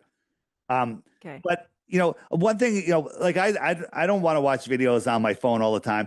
So if you watch it on your phone and your phone's logged into your YouTube, all you got to do is go to your smart device, whatever you're using, and go to your history, and the one that you clicked is there. And you could also send videos. If you're let's say you go to the more resources and you go down to the Flat Earth movies. I can take this entire playlist and just share it. I can send the whole playlist to email it to myself. Now I got the whole playlist there, or I can do it for each individual video. And these videos alone, will change your life. Yes. And also, if you have a phone, and a smart TV, you can project onto the television and watch it on a big screen. 100%. It makes it really easy. In the book section, we got John Levy's new book, Old World. I want to get that. Yeah, I just got it. I haven't read it yet. I'm bringing it. I'm going to Mexico this winter, so that's my beach book. We have Flat Earth Man. Flat Earth Man just dropped a new album. Amazing. And this is the Navigator Across the Ice Wall I told you about. It's literally the story of Star Wars here on Earth. going in between ponds instead of other planets. What do you call a piece of a plane? Like each pond occupies a piece of the Earth plane. You might call it a planet. Right? And now we always say England's Yeah. across the pond. Right. The Iron Republic. Story about a politician that got fed up, sold everything, bought a ship, went to Antarctica, went through an inlet, lost at sea for a couple of months, found land, and he was at the Iron Republic on the other side of Antarctica. Lived there for 10 years, got married. His wife died, ended up getting his ship back, coming back to Florida, and he wrote a whole bunch of articles about it. And you can't find any of those articles, the original articles anymore, in Florida Magazine. They're just gone, right? That's weird because you can find anything these days with the internet. Do you have anything on Admiral Byrd in your library there? There's if you go on the frequently asked questions and you go to the what about Antarctica button right there, there's tons of documentaries on him, tons of stuff. And we're adding more stuff all the time. Anybody, like if you find a book about flat Earth, about whatever, send it to me. We'll add it right to the app so everybody has access to it. Awesome. And did I mention that I'm speaking at Anarchapulco this winter in February? If you go to the shopping cart section, it's right there. And you guys are familiar with Anarchapulco Conference. It's the biggest freedom conference. It's been going. It's its 10th year anniversary. And I'll be a speaker there. And we have at least 5 other flat Earth speakers that are going to be there. So flat Earth is taking over. It's going to be shocking for some people, but we are so close to the tipping point. It's unbelievable. So if you're looking for a vacation, someplace to go in the winter, this is a cool place. Go. I don't know if you go, I'd go with kids, but go with, there's so many experiences that you can have there. It's amazing. So it's a great place. Awesome. Can you tell me again, where is that going to air where you have a NASA whistleblower? Was it NASA? That'll be on my channel. You'll see it on the app. If you hit the web button, right here are these are all my interviews. This is all of the videos that are on the chat, but that's not on YouTube. That's our backup, our Web3 backup. Okay. But all my interviews, including this one, when I upload it, will be here. You just click that and you go right there, and then you could just scroll through all the videos, and there's over 1,000. There's this list has close to 1,000 in it. But tons of videos, more than you could ever possibly listen to. Okay, what's this guy's name that you're going to interview? I don't know. Or Off the top of my head, I don't know. I don't know off the top of my head. I just want to be able to look out. You'll find it. You'll see it. Just look. It'll say NASA, ex-NASA employee will be the thumbnail. Okay, awesome. I really appreciate your time, Dave. Right. I know I'm going to be doing some research, and I'm going to have you back on again after I do a bunch of research. And here's the thing: don't do your own research. But if you Google, they're going to lead you down a dark road, and you're just going to you're going to get tired. And then you guys are probably going to get a call by my trolls. They're going to be like, "You're not qualified to have to listen to David Weiss. You should have me on." They're going to try to get on your show. These guys are the scum of the scum. I'm not telling you what to do, but I wouldn't even give them the time of day. So, David, I never do any research on Google. I know better. Yeah, good for you. Good for you. But the app makes it super easy. The app is $3, one-time charge. There are some advanced features on the app. The friend finder, if you want to be able to message people, you can do group phone calls, you can do group broadcast messages, you can do all sorts of stuff. You have to have a subscription. It's $11 a month. No, I'm sorry, $11 a year. $11 a year. And but that's it. You don't have to get it. I would appreciate it if you did, because it helps support the app, and it's actually quite worth it. But for those of you that don't want to pay the $11, if you just click this button in the friend finder right here, that'll bring you to your referral page. If you download the app, it says, do you have a referral code? And you put in, like mine is DITRH, and then it keeps track of how many people you referred to the app. And those points I'll be worth something one day, but right now they're just good karma points because when you wake someone up to flat Earth, you're waking them up to the Creator.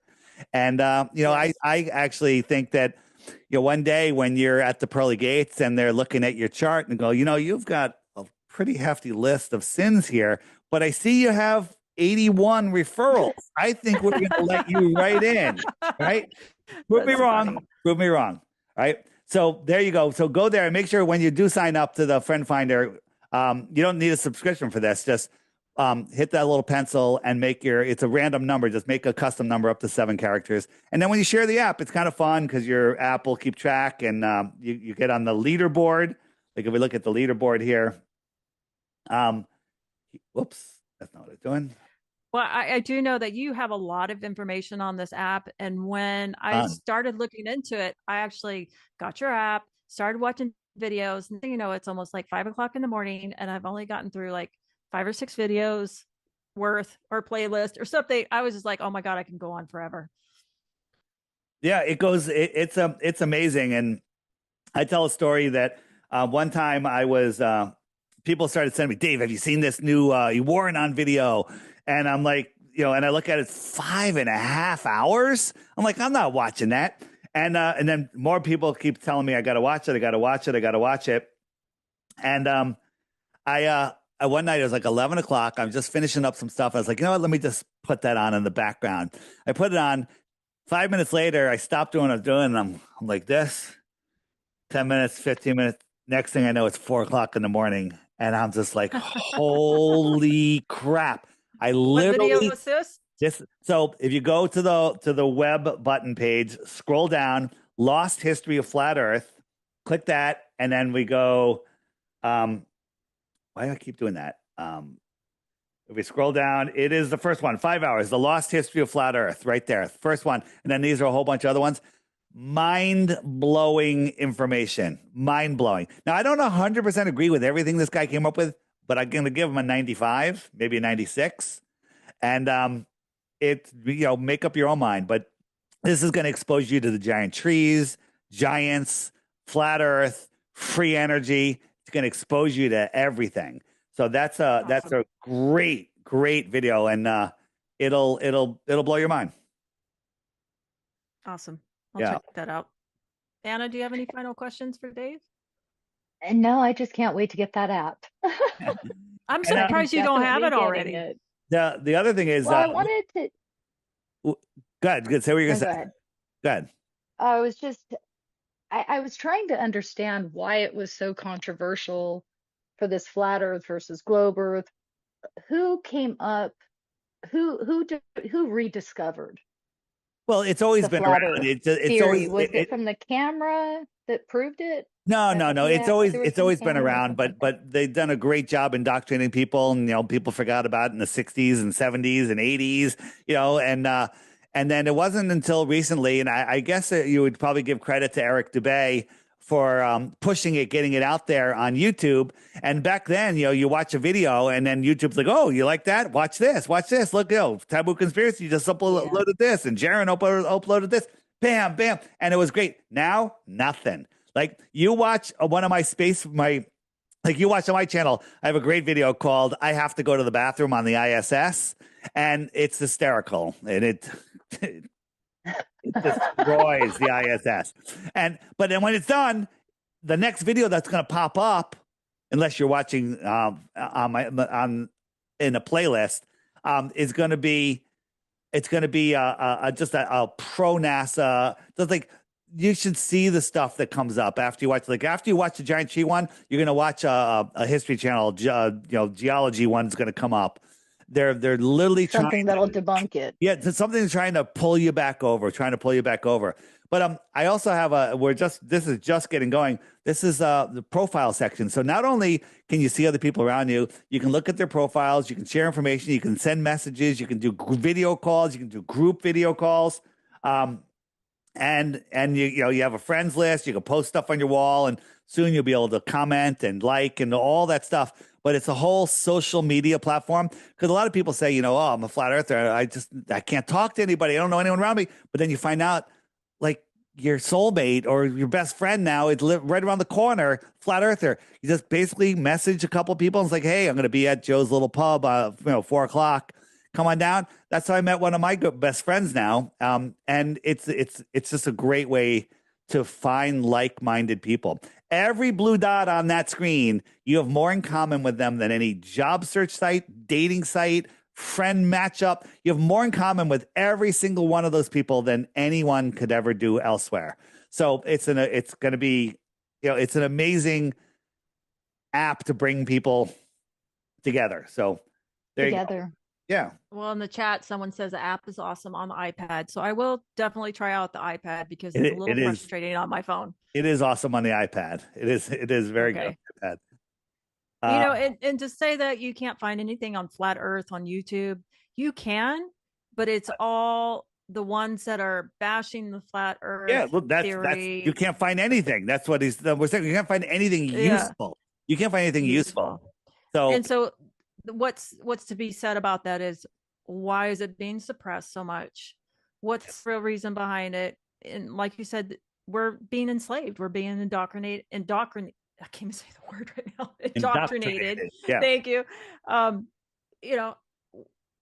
There's a lot to be said about that. So one last thing, a lot of people don't realize, and again, we're working on making this better in the background, but the new button I just added is the video search. So you're like, people email me all the time. Hey, Dave, where's that interview? Where's this interview? So let's say, hey, you were on InfoWars. So you just type in InfoWars, ARS, done, search, and up comes. Actually, we're in the middle of programming it, but this is from InfoWars. But normally it would come right up. And we must have mentioned InfoWars in that one. But if you're looking for people like there was a video where I tricked these guys where I showed them a picture from the ISS, but it was really a picture from our front yard that we turned upside down and said we're on the ISS. And so people like, where's that one? And I think the guy's name was Joey in Cheeks. So maybe if I type in Cheeks, if I just type in Cheeks, done, search, and there it is. There's the one, the trick. So it comes up. So it's a great way to find all of the videos that were ever on the app, and it's getting better and better. We're actually, Google was screwing with us. We literally put it on there, and they literally shut down my API access. So we've got a back end route around it, and that should be done already. But unfortunately, in India, it's Diwali now, and everybody's dancing in the friggin' street. So I have to wait until next week. Whose show were you on InfoWars? Alex Jones. You were on Alex? Okay. Yeah. I noticed you have InfoWars streaming on your website. I do. Yeah. So I'm good friends with Eddie Bravo, and Eddie and Sam Tripoli were on, and they had me on, and Alex was fascinated, and I was steamrolling, and those guys were so high actually they couldn't talk. But every time Alex tried to interrupt me, they were good at saying, "Shut up, Alex, let him talk." So I steamrolled for 30 minutes, and half their office is now flat. Greg Reese was just at the Flat Earth International Conference, Flattoberfest in Vegas, did a great presentation. He's done some great stuff. So Greg Reese believes in Flat Earth? Not believes, he knows the Earth is flat. He knows. And when I say flat is not a shape, is not we live on a topographical plane. It's a level, horizontal, non-rotating plane. Has he done any videos on it? Absolutely. That one that came up, if you just search InfoWars, he did, and it's also on the Antarctica playlist. It's called it's an Antarctica InfoWars. It's fantastic. It's like 7 minutes or 10 minutes. It's phenomenal. He did such a good job on it. I've actually featured it several times because it's that good. So yeah, check that out. It's phenomenal. It's actually excellent video. Awesome. Thank you, Dave. All right, guys. I really appreciate it. Thank you, Dave. This was wonderful. And as Anna, when you talk, your name pops up, and I see Anunnaki, and that's my cat's name. We already made a connection. How about that? I love it. And do people when they get mad at you, do they go Naki? Do you say Naki? Oh, wait a minute. No, they call me gnocchi, like gnocchi, the food. like gnocchi. Okay. Yes. A potato her, ball or something. her husband and I get frustrated because she's got so many names. We don't know what to call her anymore. Stop it. I'll stop it. So you're so they really your parents named you this, or did you change your name? Oh, my name has gone through many iterations Okay. of the same phonetics. You want to know the name of my other cat? Please. Nephilim. Oh, seriously? Yeah. Dasting. Oh, Look wait a minute, at Dave. So you're a cat you. man. Are I'm you on the west? I'm on the Are East you on the Coast. West Coast? I'm on the East Oh Coast. man, Yeah. And I and I have some had another cats. Do you need another any extra cats? I need to find home for some cats. Are you freaking kidding me? We love our cats, but I can't wait until we don't have to love them anymore. Oh Because no, I love all the cats. I just have too many. we take we're going to Mexico in the winter. We have to take our freaking cats with us. Okay? They're like kids. Yes. Horrible. It's horrible. They all have their own little personality. They're so Holy cute. crap. Our fur babies. Holy crap. I know. I'm not a My I'm, husband's the cat man. He brings all the cats home. no more cats. I'm a dog man, but cats are better because you can't leave a dog home all day alone, but you can a cat. Right. Yeah. I love That's the a cats. fact. Yep. Yeah. Well, Okay, I Dave. love all of the animals. I think they're all spectacular, with the Dogs. exception of snakes. I'm not a big Actually, fan. my So- husband loves animals more than he does people. Yeah, well, that makes a lot of sense. When you see somebody abuse a dog, it brings tears to your eyes. Dogs are here to teach us unconditional love, and dog backwards, weirdly, is God. So that's weird. Yeah. And then cats are here. They're